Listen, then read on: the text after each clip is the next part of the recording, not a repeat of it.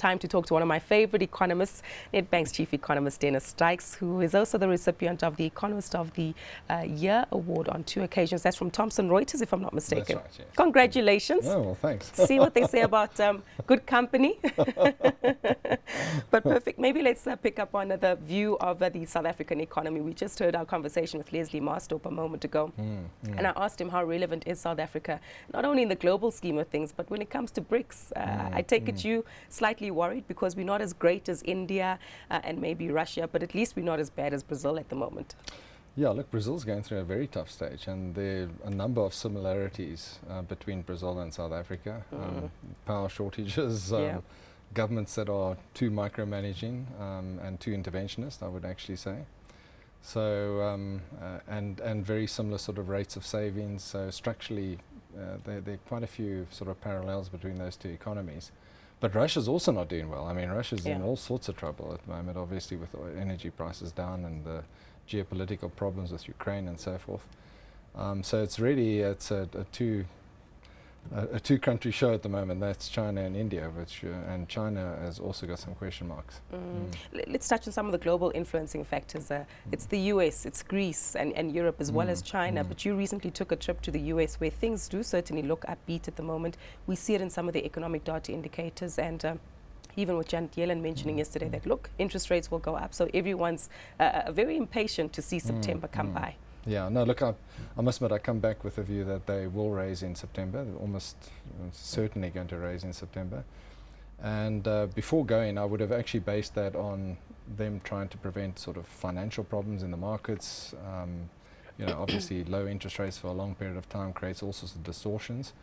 But the view that I kind of absorbed from my colleagues, and as well as we had some interaction with Fed officials, was that they do feel that they're nearing full employment and that they do need to tighten on normal monetary policy grounds. So that was quite interesting to me, and I think, as I say, I think September now looks almost like a certainty.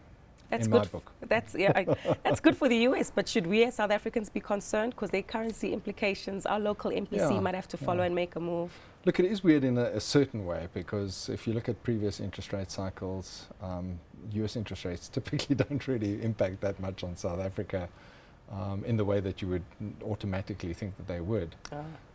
But there's no doubt that the markets are so focused on the first move and the direction and pace of the interest rate moves in the States, that any signal from the Fed is going to be interpreted locally and will have some impact on our markets, as well as, of course, on the rand.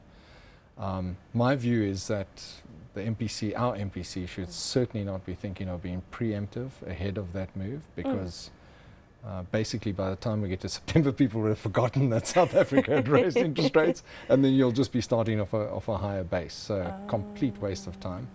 You actually want to do what the Australians typically do, which is keep rates as low as possible for as long as possible. And when you have to move, people say, "Oh, look how much they moved," you know, and they're very limited damaging factors to your consumers as well as the markets. So, in my book, the MPC should certainly keep the powder dry. All the numbers that are coming out, credit, retail sales, GDP itself, suggests that the economy is still pretty much in the doldrums. We're constrained by all sorts of factors. We've also had the fact that Eskom now didn't get its tariff increases, which was the big factor at the last MPC, which so that that was the big scare factor, and that's sort of gone away, at least for the moment. So I don't think there's we've had the oil price pulling back, so I think there's good enough reason to actually hold. And as I say, if you're doing it to be preemptive on the US, it's not going to help. As a matter of fact, it's going to hurt. And if the MPC does hold, that doesn't necessarily mean that our GDP numbers might reach 2% at the end of the year, could they? No, look, I think I think that on average we'll probably have about 2% growth for the year as a whole. There will be some sort of technical bounce back. Obviously, remember in the base for last year, we still had all that strike action which took place, and in the platinum sector and in the motor vehicle sector and so forth. So those were big drag factors during the course of last year. But then, of course, we didn't have quite the electricity constraint that we're undergoing at the moment, and that obviously the last couple of weeks have actually been quite damaging. Once again, we thought that we were going to escape a little bit, and it appears not. Unfortunately. Dennis, unfortunately we've run out of time, but thank you so much. Always good speaking to you, and congratulations once again on winning that award. Well, that's a bit of historical. Oh yes, it is historical, but we like to deal with winners, so that can never be a bad thing here on the channel.